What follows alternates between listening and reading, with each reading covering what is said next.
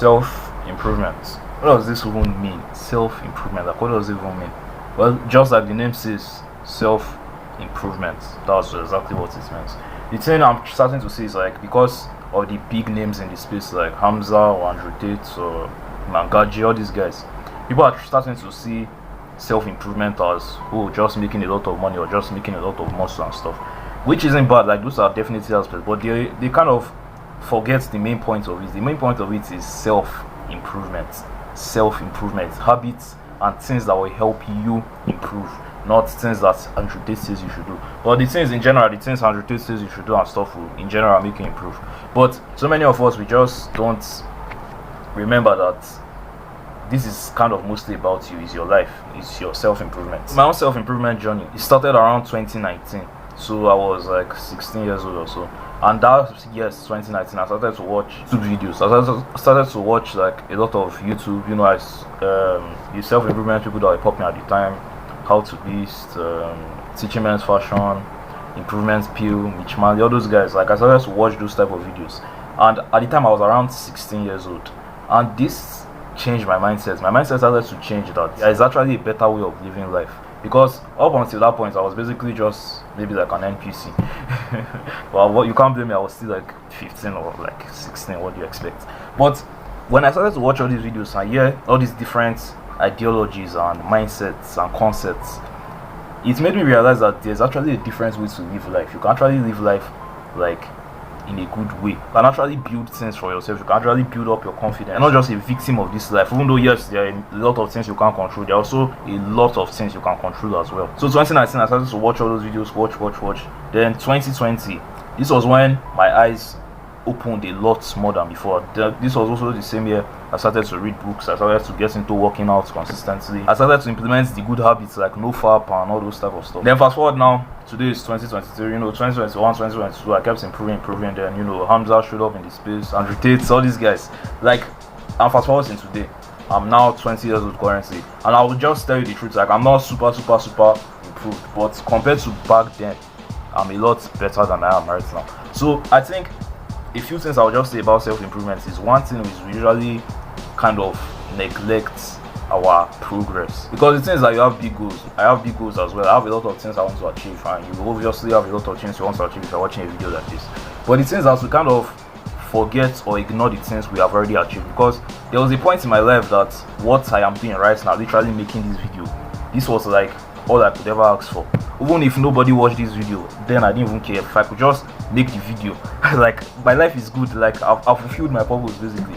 And now, I'm making this video, and I'm like, oh, this video doesn't get enough views. I'm not making money. I don't have subscribers, all those type of stuff. So we don't usually remember that just a few months, few weeks, few years ago, what we literally have today, our reality right now, is what our younger selves are literally praying for. So this is a habit I'm trying to get back into doing it more frequently again. But this is basically just gratitude journaling, and even just gratitude remembering, if there's anything like that. Because sometimes I just sit down to think that every single thing, not every single thing, but many things I have today, many things I'm doing today, many ways my life is structured today, like, this is all my younger self wanted. This is all my 16-year-old, 17 years old, 18 years old, 19 years old self wanted. And I am like with all these things, and I'm like, oh, it's not even enough. I want this big one. And this is not to say you should never be ambitious or you shouldn't work hard. Of course, like, that's the whole point of self-improvement, to achieve your biggest, wildest, most ambitious dreams. But I'll just urge you to, like, take a step back and just appreciate things you have accomplished. Just take a step back and just think, or just pull out your book, and write. And notice the things you have accomplished. Remember that just a few years ago, a few weeks ago, a few months ago, what you have now is basically what you were dreaming of, what you were praying of, what you were just like, wow, if I could get that thing, that would be dope, that would be amazing. And now you have all these things and you're just going to, like, push it away. Of course, this is not to say you shouldn't work out, like I said before, but just take time to acknowledge it that, wow, I can actually make YouTube videos now. Even though I'm not getting paid for it, even though people don't really watch the videos, but at least I can make the videos. And for a time, that's what I wanted to do. I can actually, like, afford internet now. Like, I have daytime internet. There was a period in my life, especially that time I was 16, so I was like, I could not afford daytime internet. I was broke, so I had to wait till literally midnight before I connect to the internet and stuff to upload the videos I was making then. Now I can literally upload the video anytime I want, and you are not grateful for that. So look at your own life and identify something like that. The last thing I'll just talk about self-improvement is delayed gratification and instant gratification. So the thing is very funny because in your day-to-day life you usually run to the instant gratification activities, the sweet activities, to try to get fun or pleasure or enjoyment from it. But yet these activities make you feel worse. I literally noticed recently that I just remember sitting to myself maybe like a few days ago or something. I just thought like it's been a while since I felt challenged. It's been a while since I felt like stressed. It's been a while since I felt out of my comfort zone. Like recently I've not really felt any of that. It's been a while since I felt hungry. It's been a while since I felt really, really uncomfortable. And the funny thing is, because I've not felt all these, like discomfort feelings for a while, I'm not feeling empty. I'm not feeling miserable. I'm not feeling lazy. I'm not feeling like I'm not living up to my potential. Like, how crazy is that? It seems you are literally running to, the spending all day on social media, the junk food, the porn, the weed, the bad habits and stuff that you're running to for enjoyment. When you run to them, they actually bring sadness. Like, how mind-blowing is that? But yeah, the things you run away from, the working out, the waking up early, the staying consistent on your business, the good habits that are stressful that you don't want to do, they are the ones that not bring the fulfillment. But yes, we run away from them because it looks as if these habits are hard, they are painful, which they actually are. So I'm just going to say instant gratification is, the thing that gives you gratification right here, right now. You do it and, you feel good in the moment. But in the long run, you end up feeling shitty. While delayed gratification is the thing that brings you gratification in the long run. Like in the very moment you do it, you feel shitty, but in the long run, you feel amazing.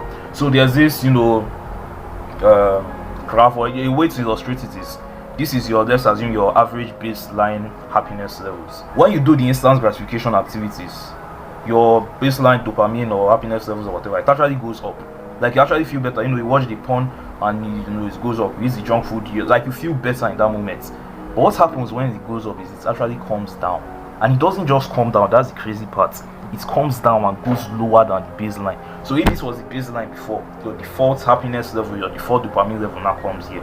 And guess what? Now you feel worse. Like, you feel a lot more shitty. After you just bust the nuts or you just finish eating the junk food and now you feel filled and you're just wondering like, why did I even eat that? You are trying to feel good again. So within the next few minutes, few hours, or just like very shortly after, you go again because you're trying to feel good. You don't want to feel this shitty feeling because this is how I used to feel before. You go again, do that bad habit, it goes up. And that's another crazy thing. It doesn't go as high as before. Before it went this high. Now you do that same activity and you even have to do more of it, but it doesn't still go high. Now you have to check up to more fucked up porn. Now you have to eat a lot more junk food. Now you have to smoke more weed, and you don't feel that same high. It does still go up, but once again comes down, and it just keeps going down till eventually like it reaches the ground. That till eventually your levels are just fucked up. While there's the other hand, the delayed gratification activities. So you start off here. Just assume this is your average or whatever. And you do it, and in the moment it actually feels shitty. You go and work out, you go and study for the exam, you pull out your phone and record the video, you write the scripts, you practice the copywriting, you edit the video, you do all those hard stuff, you go for a run, you go and touch, like the things that are uncomfortable, the things you don't want to do, you go ahead and do this stuff, and it actually goes down. Like it feels worse because these things are shitty, these things are hard, and you don't want it, like you don't enjoy those stuff. But guess what happens after it goes down? It goes up, and it doesn't just go up. The beautiful part of it goes higher than before. Like, imagine how crazy that is. It usually goes higher than before, and now this was your average before, now it's here, and you do the exact same thing again, goes down higher, till eventually your default state of being is just so blissful, so fulfilling, so amazing that it's basically just night and day till where you were here busy chasing instant gratification activities. So what are the takeaways from this video? The two things I would recommend, or the two takeaways: first of all, look back at your life and appreciate every single thing you have. Remember that a point in your life, this was everything you dreamed of, this was everything you badly wanted, and now that you have it, don't just like discard it, or don't just ignore it, don't just act like you don't have it, don't just act like it's not there.